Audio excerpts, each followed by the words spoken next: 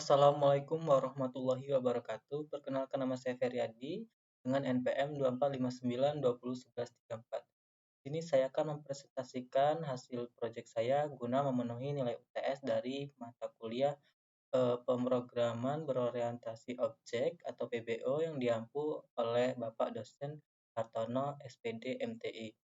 Di sini saya akan memulai saja langsung. Yang pertama, saya akan membuka Visual Studio dan saya sudah menyiapkan file dari codingan saya yang mendapatkan tema sistem e-commerce sederhana. Langsung kita ke file dan open folder.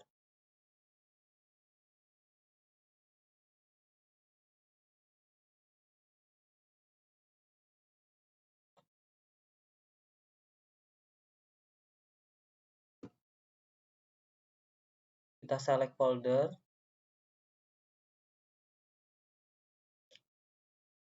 Baik, setelah kita buka foldernya, saya di sini memiliki 3 file coding. Yang pertama ada app GUI dan yang kedua ada main.py dan yang ketiga ada models.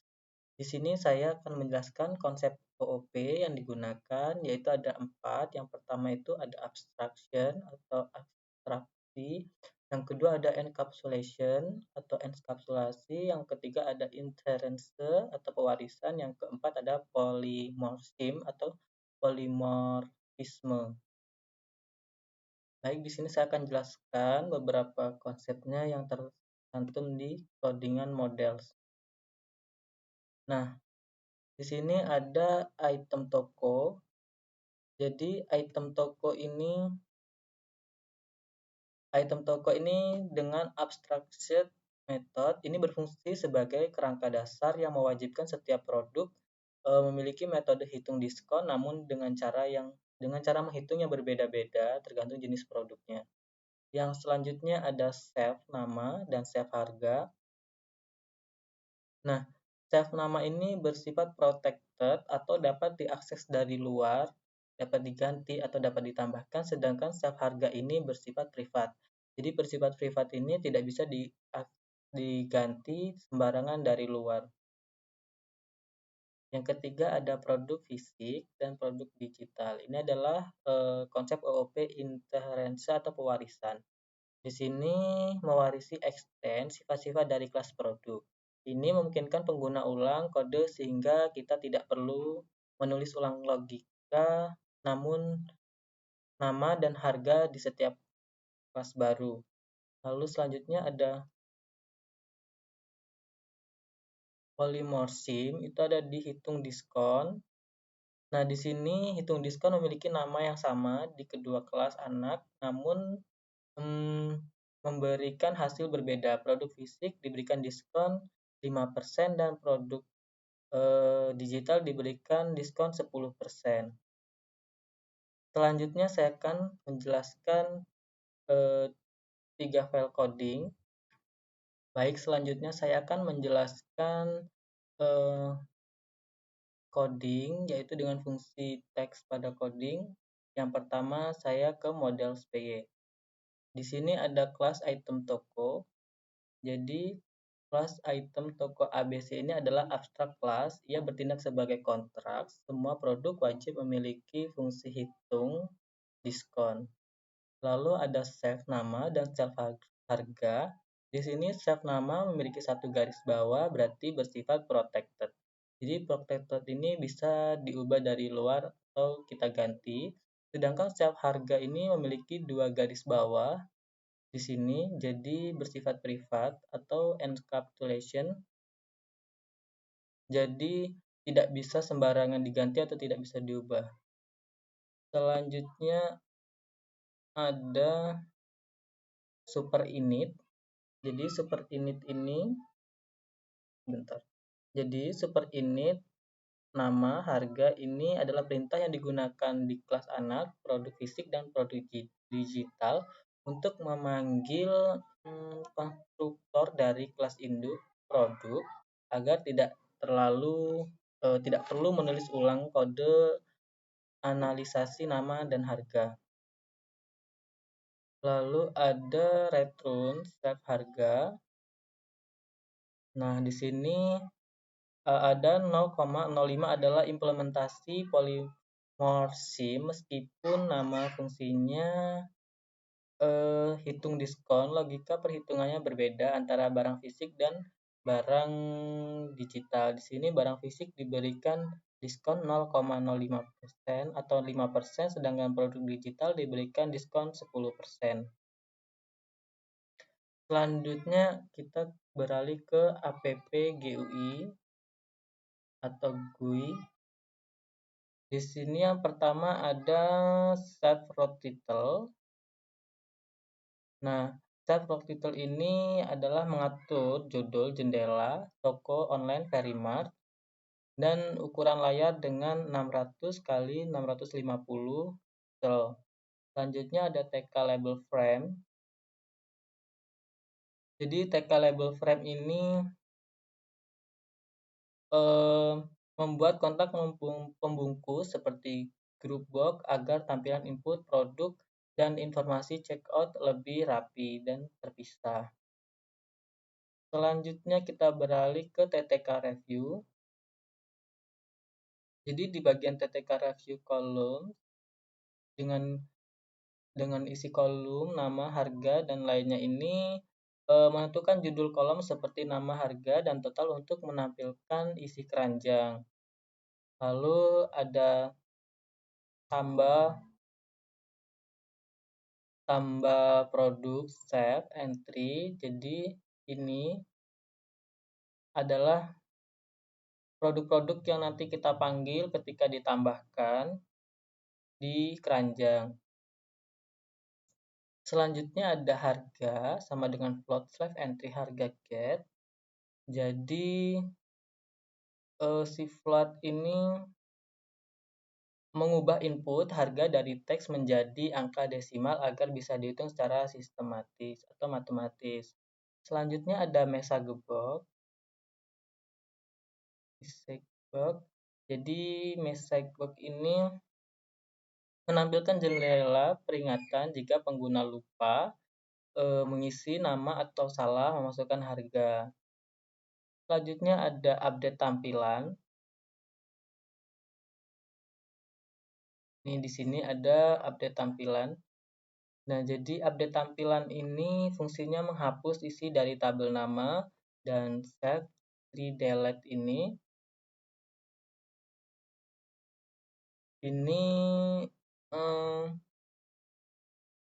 memasukkan data terbaru dari daftar save keranjang agar tabel selalu sinkron dengan data aslinya.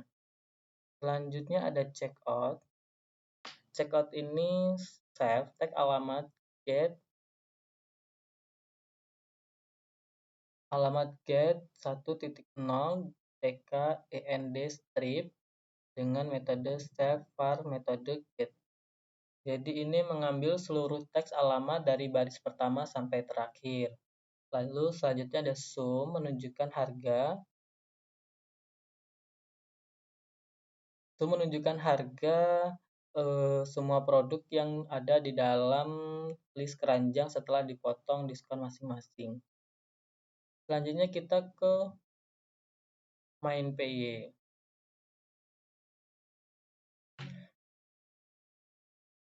Jadi di sini di main ini terdapat import Tinker Azteca. Di sini ada from APP-GUI import APP-Commerce.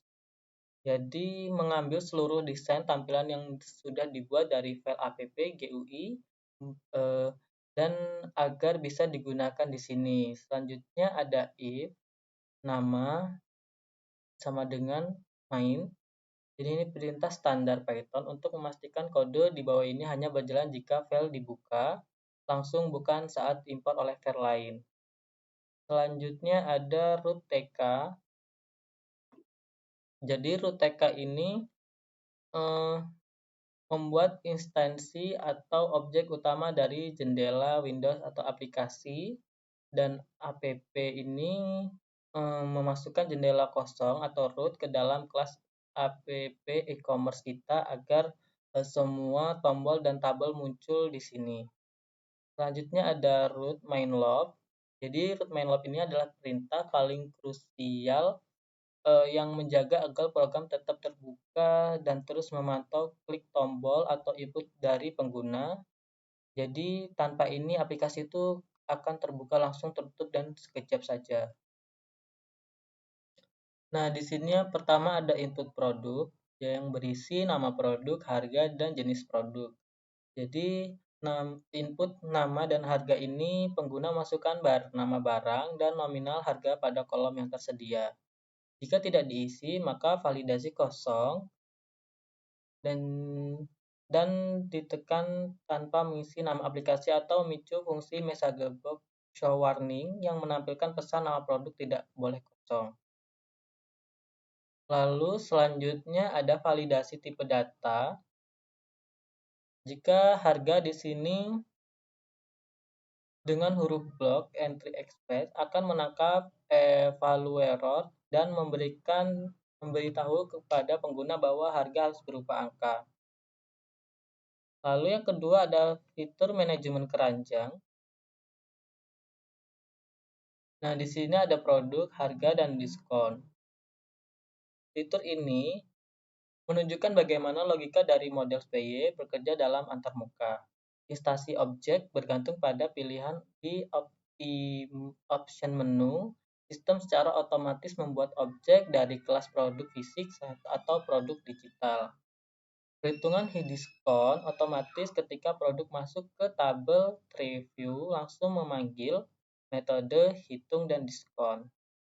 Di sini untuk produk fisik itu diskon 5% dan produk digital itu diskonnya 10%.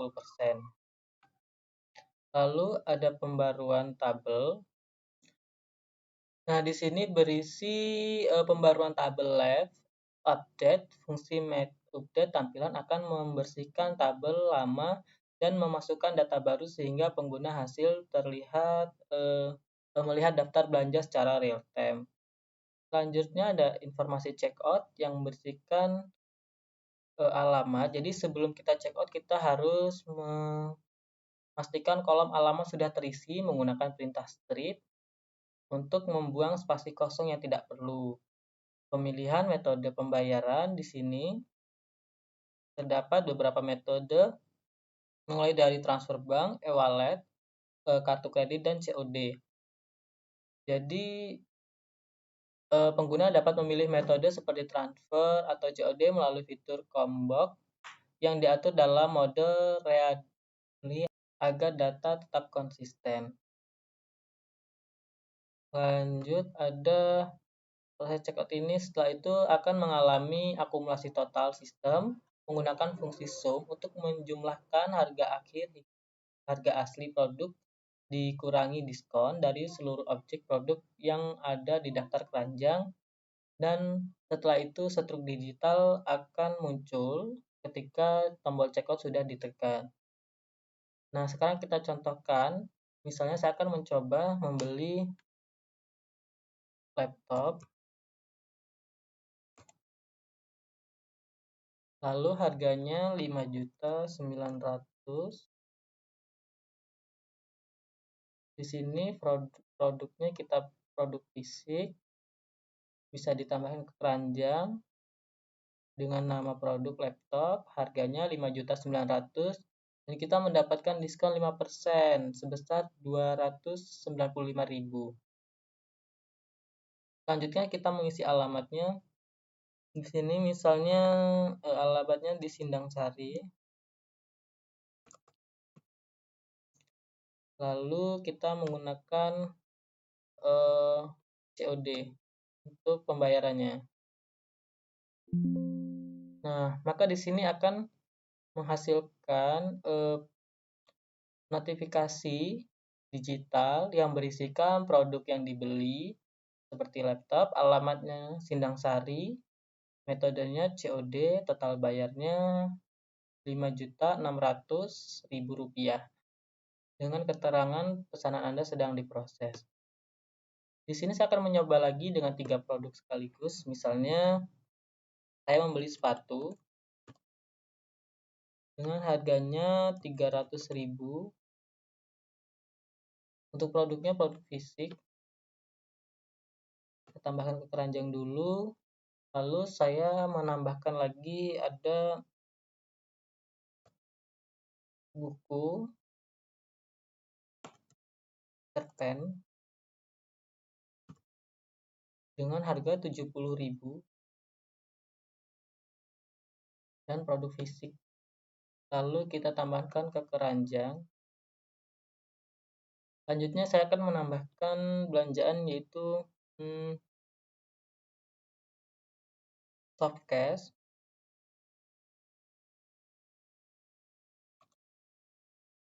Vivo Y20 misalnya, harganya 30.000. Produknya tetap produk fisik, kita tambah ke keranjang. Nah, saya akan membeli ketiga produk ini, maka saya akan menambahkan alamat, yaitu alamatnya Sindang Sari,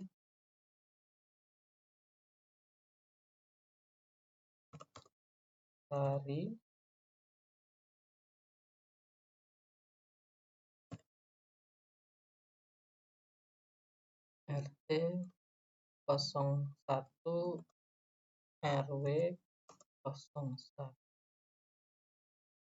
dengan sistem pembayaran COD.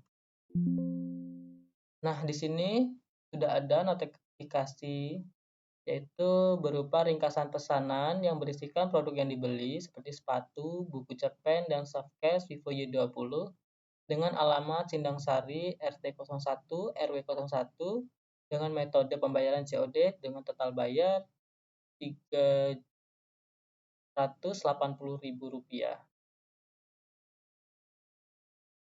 Baik, seperti itulah sistem dari toko online Verimat yang saya buat menggunakan Python di aplikasi Visual Studio Code.